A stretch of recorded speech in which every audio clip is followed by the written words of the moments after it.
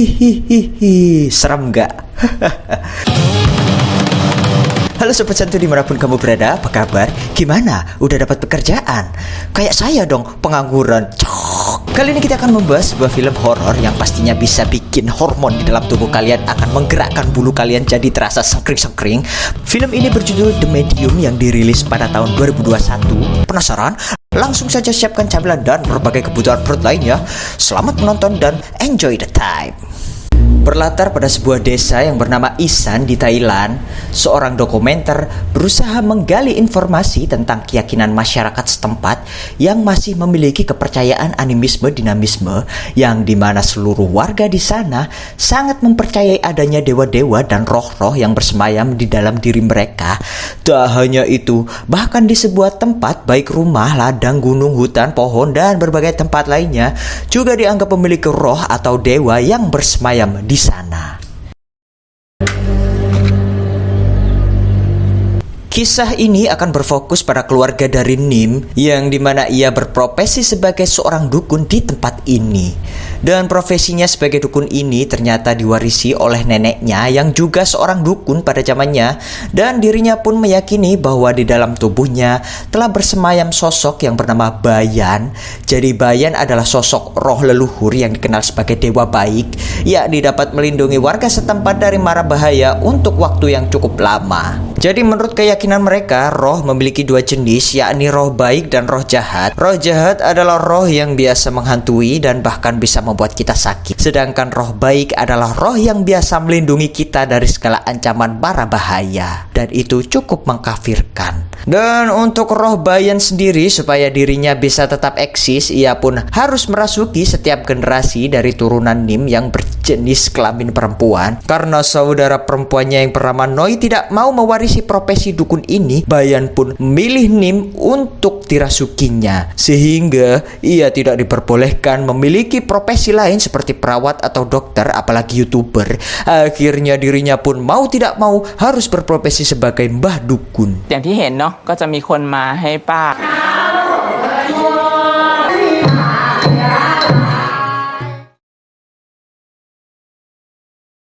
Singkat cerita, karena suami dari saudaranya Noi yang bernama Wiroj, pakai kol-kola, telah meninggal dunia akibat penyakit kanker yang telah dideritanya. Nim pun bermaksud mendatangi saudaranya itu untuk menunaikan sebuah upacara pemakaman jasad dari Wiroj.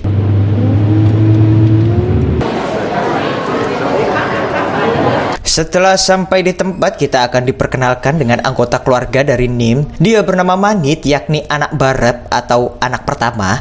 Selanjutnya, Noi kakak kedua yang berprofesi sebagai penjual daging anjing di pasar. Bukan ayam loh ini, anjing. Dan karena pemerintah melarangnya, ia pun menjualnya dengan cara sembunyi-sembunyi. สั่งห้ามขายมันก็ไปแอบขายเองนะ Dan yang terakhir adalah Nim sendiri sebagai anak buncit alias anak bungsu dari 3 bersaudara itu.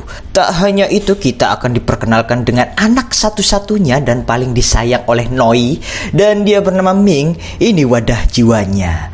Aduh, dalam banget ini. Ternyata keindahan wadahnya ini sangat berbanding terbalik dengan isi jiwanya, yakni si Ming ini seringkali tersinggung tanpa sebab, dan entah apa yang ada di pikirannya. Ia menganggap orang di sekitarnya telah mencaci maki dirinya. Padahal orang yang dimaksud Ming ini gak ngomong apa-apa loh, cuma diem aja. Apa ini efek kebanyakan mengkonsumsi daging anjing? Lanjut.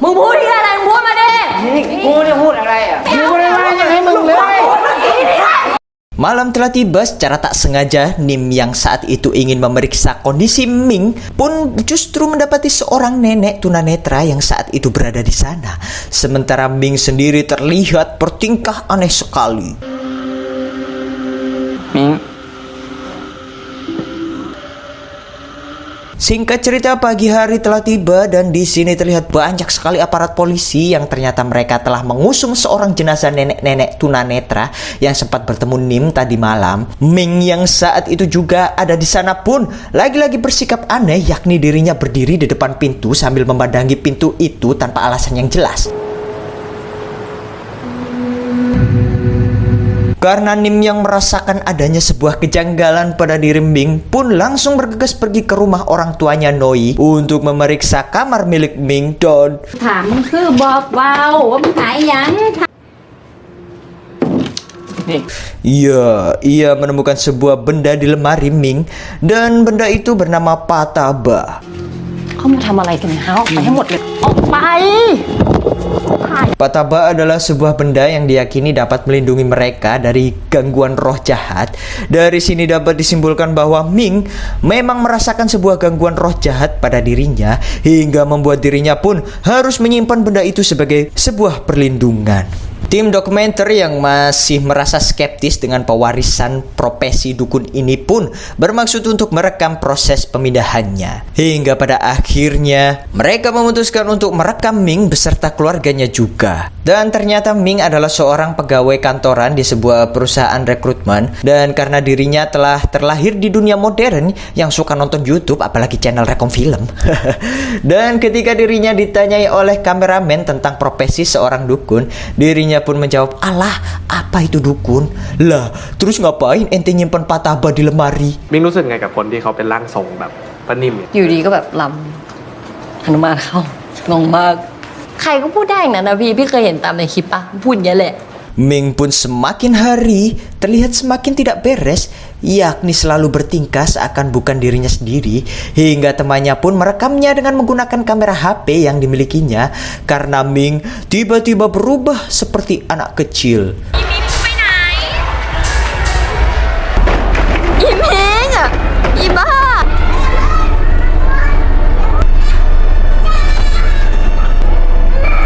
Keanehan tak hanya berhenti di sana, yakni Ming tiba-tiba terlihat sedang tertidur di kantor tempat ia bekerja. ตื่นไปล้างหน้าล้างตางาน Namun saat ia akan bersiap-siap untuk bekerja,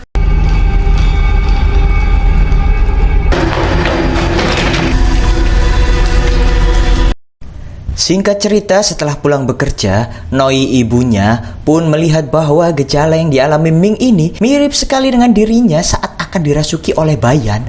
อาการของอีมิ่งตอนนี้อะมันเป็นเพื่อนกับตอนที่มึงกับอีนิ่ม Ming yang saat itu sedang berada di dalam bis terlihat sangat pucat sekali dan merasa sangat kesakitan di bagian perut, hingga salah satu ibu-ibu di sana pun merasa simpati kepadanya. Namun rasa simpatinya itu justru dibalas dengan sebuah tamparan oleh Ming. เฮียอะไรอีกแก Dan perilakunya ini membuat dirinya harus diusir dari bis tersebut. Rasa sakit yang dialaminya ini pun masih berlanjut hingga saat dirinya bekerja dan melayani customer yang saat itu sedang mencari loker di perusahaan itu.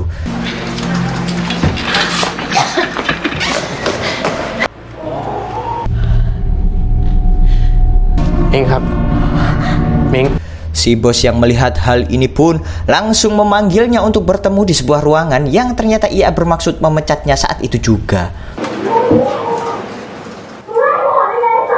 Dan kalian akan sangat dikagetkan bahwa sebenarnya Ming dipecat bukan karena perilakunya terhadap customer, melainkan akibat perilaku si Ming yang sudah kelewatan, yakni dirinya dengan sangat berani melakukan itu. Iya, itu di dalam kantor ketika malam hari yang terekam oleh CCTV dengan sangat jelas. Setelah itu, ketika Ming sedang dirias untuk mengikuti sebuah pameran, perilakunya yang aneh itu muncul kembali, dan kali ini ia secara tidak sadar menggosok giginya sendiri dengan tangannya hingga membuat giginya sendiri terluka. น้อง Tak hanya sampai di sini saja, saat di pameran pun Ming justru melempari para penontonnya tanpa alasan yang jelas.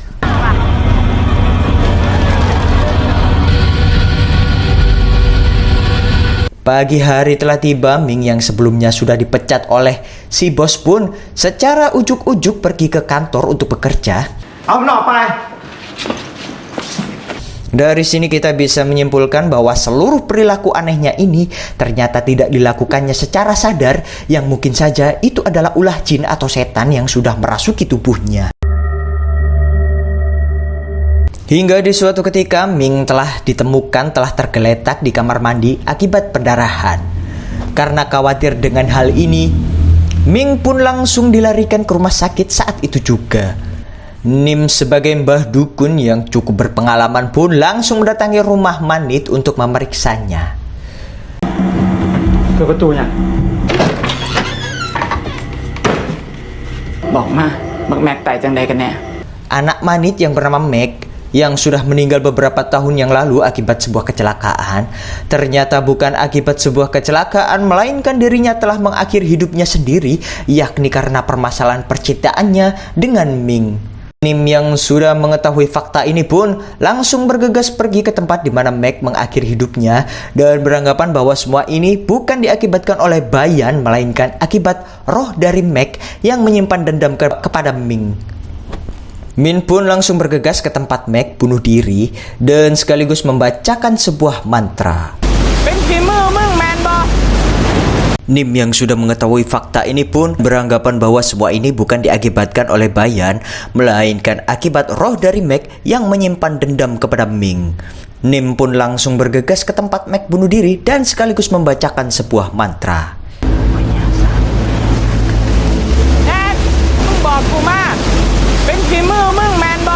Setelah itu, Ming yang saat ini dibawa ke sebuah tempat ritual oleh ibunya pun langsung dihampiri oleh Nim karena menurutnya perbuatan ini bisa membuat Bayan tersinggung.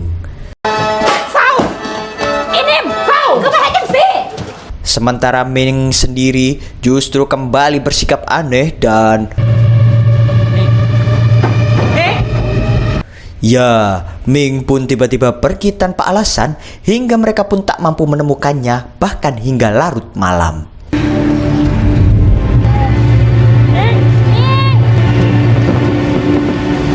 Pagi telah tiba, Nim yang sudah yakin bahwa ini adalah perbuatan roh dari Meg langsung mengambil seluruh benda-benda yang telah dikumpulkan Ming di kamarnya, yakni seluruh benda itu adalah sebuah perantara yang menghubungkan Ming dengan roh dari Meg. ใครยังไม่หยิบออกไปด้วยนะออกไปนั่งอยู่ด้วย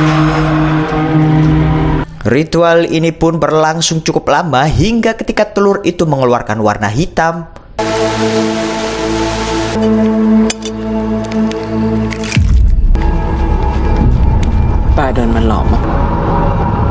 Ya, akhirnya Nim pun menemukan sebuah jawaban yang ternyata ini tak ada hubungannya dengan Meg. Nim pun mendatangi pabrik milik kakek dari Ming dulu yang dibakar sendiri untuk mendapatkan asuransi dan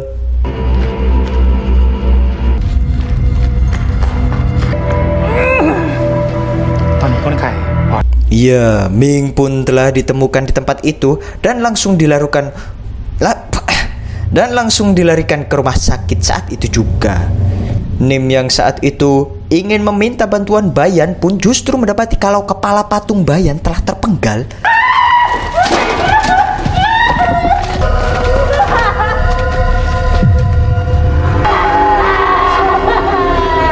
Karena merasa tak sanggup untuk menangani kasus ini sendirian, ia pun akhirnya meminta bantuan temannya yang bernama Santi di sebuah tempat.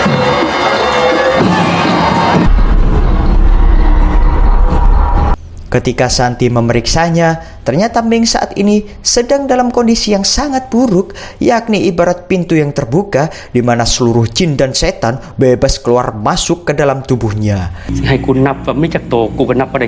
Dan hal ini ternyata diakibatkan oleh sebuah karma dari leluhur Wiroj dan ditambah lagi menikah dengan Noi yang dulu pernah menolak kehadiran Bayan. Dan ketika berada di dalam pabrik yang terbakar itu, Santi menjelaskan kalau seluruh roh yang ada di tempat ini telah bersatu dan menjadi roh yang sangat kuat. Untuk segera membereskan roh jahat yang sangat kuat itu, mereka semua membutuhkan waktu beberapa hari karena mereka harus mempersiapkan banyak sekali mantra untuk melakukan upacara penangkapan roh jahat itu. Keesokan paginya, tim dokumenter pun memasang sebuah CCTV di setiap sudut rumah Noi, yakni untuk mengamati perilaku Ming ketika malam hari. Ternyata ketika malam hari, Ming banyak sekali berulah.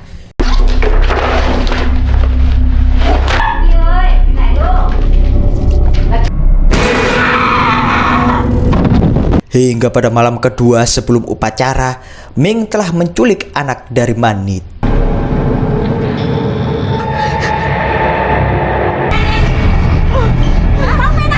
Manit pun berlari untuk mengejarnya dan akhirnya ia pun bisa menemukannya dalam keadaan selamat.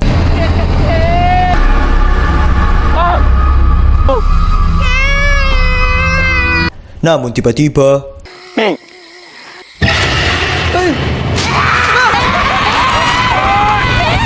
1 hari sebelum upacara, Noi yang mendapati WA dari Nim yang centang satu pun merasa khawatir dengannya dan bermaksud mendatangi rumahnya yang ternyata rumahnya telah terkunci rapat. Ketika warga membuka paksa rumah itu dan langsung masuk ke dalam, ya, Nim pun meninggal di dalam tidurnya yang disebut sebagai angin duduk.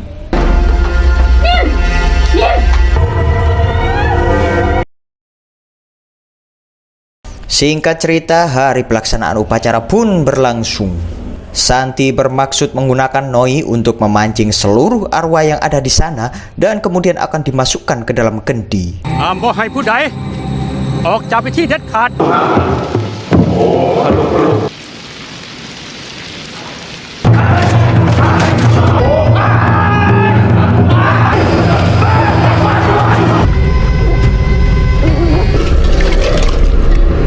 Ketika Santi sudah terlihat akan menyelesaikannya, di sisi lain Ming yang saat itu sedang dikurung di kamar dengan menggunakan segel Kurama pun telah berhasil menipu istri Manit, yakni dengan cara genjutsu, di mana istri Manit seakan tak melihat bayinya di keranjang dan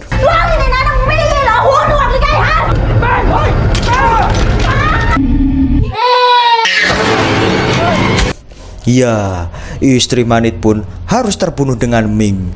Dan si kameramen pun juga ikut tewas dimakan oleh Ming secara hidup-hidup. Sementara Santi yang hampir menyelesaikan upacaranya pun tiba-tiba menghentikannya dan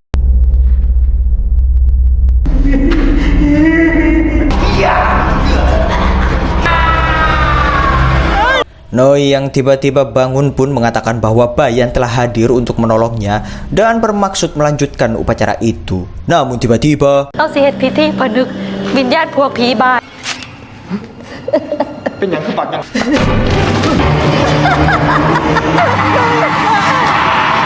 situasi di pabrik itu pun sontak berubah menjadi tidak karuan karena seluruh orang yang ada di pabrik itu mengalami kesurupan massal terkecuali kameramen.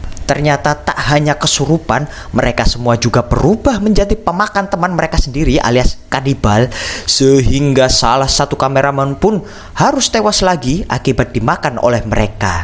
Dan karena si kameramen masih tersisa satu, ia pun masih bisa merekam Noi yang saat itu akan dibakar oleh Ming dan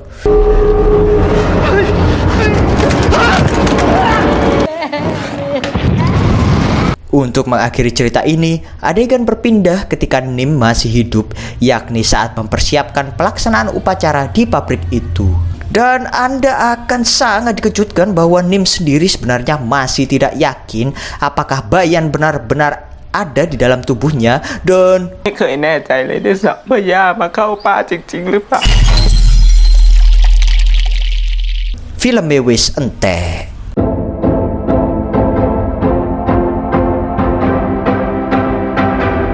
Pesan yang bisa kita ambil dari film ini adalah, dengerin ya, jangan musyrik itu. Saya selaku penggarap semua channel ini mengucapkan terima kasih sudah menonton dan assalamualaikum warahmatullahi wabarakatuh.